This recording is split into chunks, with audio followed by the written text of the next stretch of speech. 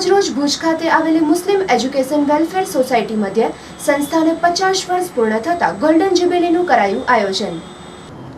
આજરોજ ભુજ ખાતે આવેલી મુસ્લિમ એજ્યુકેશન વેલફેર સોસાયટી મધ્યે આ સંસ્થાને 50 વર્ષ પૂર્ણ થતા હોય ગોલ્ડન જ્યુબિલીની ઉજવણીનું આયોજન કરાયું હતું, જેમાં અલગ અલગ સ્પર્ધાઓનું આયોજન કરી અને વિદ્યાર્થીઓની અંદર રહેલી રચનાત્મક શક્તિને ઉજાગર કરવાના ઉદ્દેશથી આ આયોજન કરાયેલ હતું, જેમાં આદર્શ વિદ્યાર્થીની શું વ્યાખ્યા હોવી જોઈએ તેમાં સફાઈ અભિયાનને પણ આવરી લેવાયું હતું। તો આ કાર્યક્રમમાં સંસ્થાના સેક્રેટરી જનાબ અલી મામદ જત તેમજ ઇન્દ્રાબાઈ હાઈસ્કૂલના ગેલાબેન પણ ઉપસ્થિત રહ્યા હતા। તો વધુ સાંભળીએ મુસ્લિમ એજ્યુકેશનના પ્રિન્સિપાલને। હું Yusuf Khan Tank, principal Muslim education and welfare society સંચાલિત હાયર સેકન્ડરી સ્કૂલ। અમે આ વર્ષે સંસ્થાની ગોલ્ડન જ્યુબિલી એટલે કે 50 વર્ષની ઉજવણી જે છે એ કરી રહ્યા છીએ। આજની જે સ્પર્ધા હતી એ વક્તૃત્વ સ્પર્ધા હતી, જેનામાં ભુજ શહેરની 13 શાળાઓએ પાર્ટિસિપેશન કર્યું છે અને આ ઉપરાંત જે છે એ શૌર્યગીત સ્પર્ધા, ક્વિઝ અને ડિબેટ સ્પર્ધાઓનું આ મહિના દરમિયાન અમે આયોજન કરેલું છે।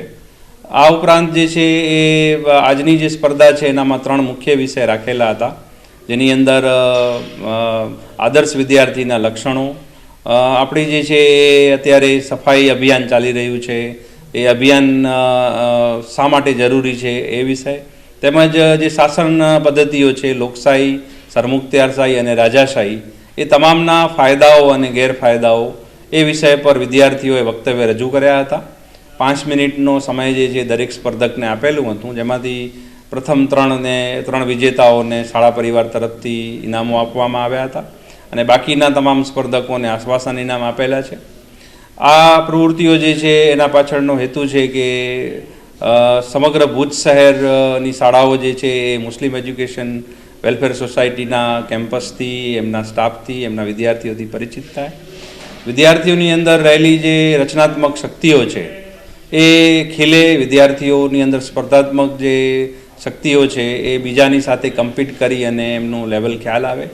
આ પ્રકારના હેતુઓથી જે છે અમે આજની સ્પર્ધાનું આયોજન કરેલું હતું। આજના કાર્યક્રમની અંદર અમારા સંસ્થાના સેક્રેટરી જનાબ અલી મામદભાઈ જત વિશેષ ઉપસ્થિત રહી અને આ કાર્યક્રમની અંદર એમણે હાજરી આપેલી હતી। એવી જ રીતે નિર્ણાયકો તરીકે ઇન્દિરાબાઈ ગર્લ્સ હાઈસ્કૂલના બેલાબેન મહેતા અને ચાણક્ય હાઈસ્કૂલના જે છે એ CEO મેવિસબેન મેમણે પણ જે છે એ વિશેષ હાજરી આપી અને આ કાર્યક્રમના નિર્ણાયક તરીકે સેવા આપી હતી। અમારા સમગ્ર સ્ટાફે પણ આ કાર્યક્રમને સફળ બનાવવા ખૂબ મહેનત કરી છે, ત્યારે આવતા કાર્યક્રમો જે છે એ ખૂબ સફળ થાય એવી ભાવના સાથે અમે આ અમારી ટીમ છે એ કામ કરી રહી છે।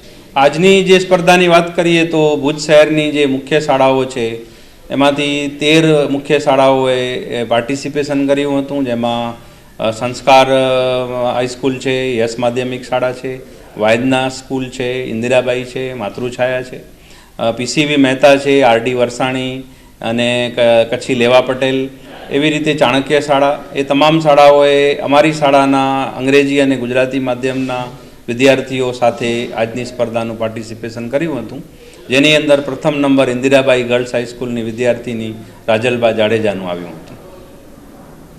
મારું નામ ખત્રી સિફા છે, હું મુસ્લિમ હાઈસ્કૂલમાંથી છું।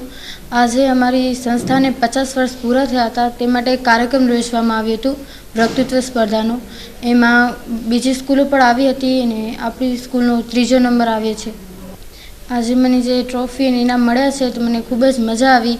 આટલા ટફ કોમ્પિટિશનમાં નંબર મેળવવું અઘરું હતું, તો પણ મને આજે ખૂબ જ મજા આવી। સ્કૂલમાં પણ બધા ઘણા જ ખુશ છે અને 3જો નંબર આવ્યો તેમાં બધા રાજી છે કે સ્ટેજ પર જવાથી ક્યારેય ગભરાવું ન જોઈએ, 1-2 વાર જવું અને પછી સ્ટેજ ફ્રી પોતે થઈ જવાય અને તમે બોલો તો તમે જલ્દી જ આગળ વધી શકશો।